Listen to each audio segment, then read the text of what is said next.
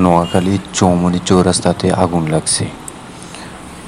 Highway রোডের পাশে একটি দোকানে টায়ারের প্লাস্টিকের বড় বড় গাড়ির চাকার টায়ার আছে না, ওই টায়ারের দোকানে আগুন লাগছে প্লাস্টিকের।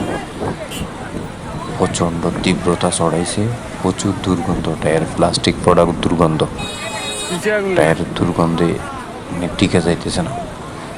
হাইওয়ে রোডের গাড়ি সব বন্ধ হয়ে গেছে, ব্লক হয়ে গেছে। ফায়ার ব্রিগেড আছে এখানে, ফায়ার ব্রিগেড মনে হয় পানি নিবানোর জন্য চেষ্টা করতেছে। দেখি সামনে যাই, দেখি কি হয়।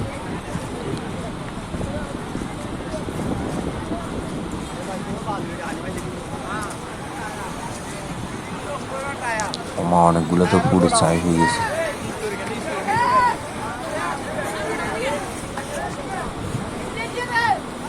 ফায়ার ব্রিগেডের লোক চেষ্টা করতেছে, ফায়ার ব্রিগেডের লোক। এই দোকান মনে হয় যেন 4-5টা দোকান পুড়ে ছাই হয়ে গেছে, 4 থেকে 5টা দোকান পুড়ে ছাই হয়ে গেছে আশা করি। টায়ার তো প্লাস্টিকের জিনিস, তো এটা আগুন নিয়ন্ত্রণ করা খুবই ক্রিটিক্যাল একটা বিষয়। তবুও এদিকে ফায়ার ব্রিগেডের লোক এদিকে এখনও চেষ্টা করতেছে আগুন নিয়ন্ত্রণ আনার জন্য। আশা করি আগুন নিয়ন্ত্রণে চলে আসছে, ওরা আগুন নিয়ন্ত্রণে আনতে সক্ষম হয়েছে, সর্বোচ্চ ত্যাগ স্বীকার করছে ফায়ার ব্রিগেডের লোক। তাদেরকে অনেক অনেক ধন্যবাদ।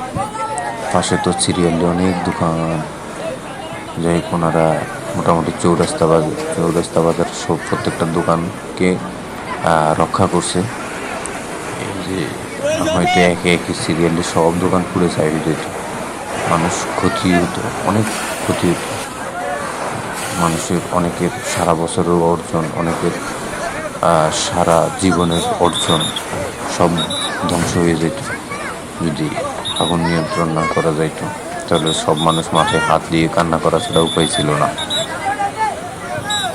ঘুরে ফিরে ফায়ার ব্রিগেডের লোকদেরকে আমি অভিনন্দন জানাই। তারা যে যথাযথ চেষ্টা করে আগুনটা নিয়ন্ত্রণ আনতে পারছে।